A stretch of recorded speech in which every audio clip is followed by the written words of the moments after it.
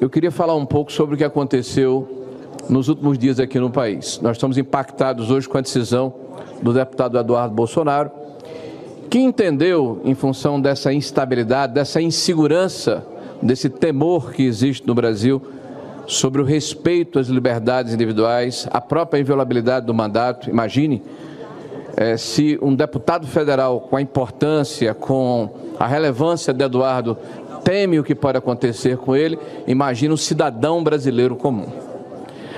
Mas por mais noite, por mais tenebrosa, por mais escura que seja a noite, o fato é que está próximo do alvorecer, de amanhecer, de termos tempos novos no nosso país. E eu acredito nisso. Acredito na solução política. Acredito que é a solução política que vai permitir que nós possamos iluminar a mente das pessoas. E que brevemente nós teremos no Brasil uma mudança de rumos, que vai acontecer sim, pela força, pela vontade soberana da população brasileira. Nós vimos no último domingo um movimento cívico, pacífico, extraordinário, que mostra a força da direita conservadora nesse país.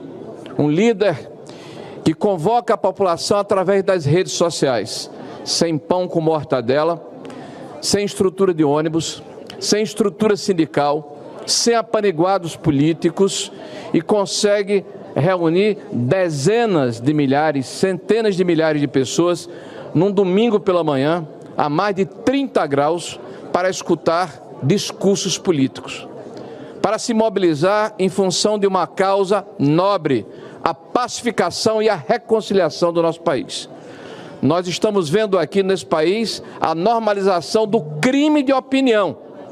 É um retrocesso inaceitável para a sociedade brasileira. Hoje no Brasil é proibido falar sobre determinados assuntos, viraram dogmas de fé.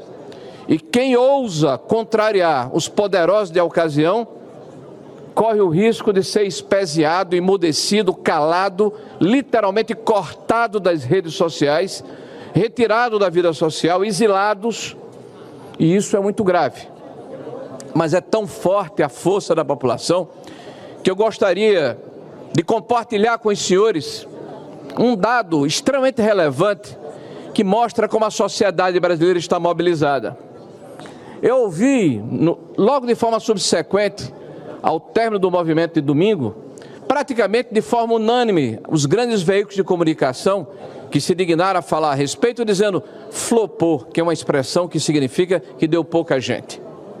Flopou o movimento do Bolsonaro. Bolsonaro não tem mais condição de levar pessoas às ruas, não consegue mais mobilizar a sociedade brasileira. E comemoraram a narrativa, porque falaram para eles mesmos. São veículos que perderam a capacidade de se expressar e se comunicar com o conjunto da sociedade brasileira.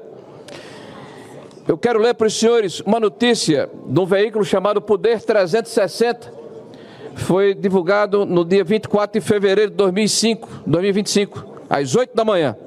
Dados obtidos pelo Poder 360 mostram que os 5 principais, chama a atenção dos senhores, canais de TV de notícias do Brasil registraram, ao longo de 2024, uma audiência média de 111.792 espectadores ao longo das 24 horas.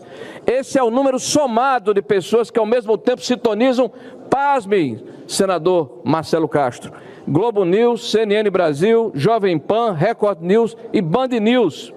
Esse público equivale a 0,05% da população brasileira, quando se leva em conta o censo do IBGE de 212 milhões de brasileiros. Muito bem. Na hora em que estava acontecendo o evento do presidente Bolsonaro lá em Copacabana, nobre senador Vanderlan, o canal Auriverde tinha 1.048.672 visualizações online. Silas Malafaia, 255.064. Revista Oeste, 1.592.013 cidadãos estavam linkados. Metrópole, 293.381. Te Atualizei, de Bárbara, uma youtuber, 339.058. Eu contabilizei apenas 5 canais.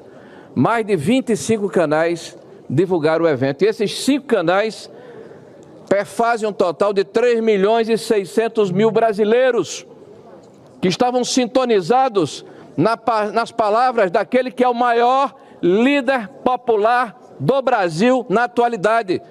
Queiram ou não queiram aqueles que se contrapõem a essa absoluta verdade.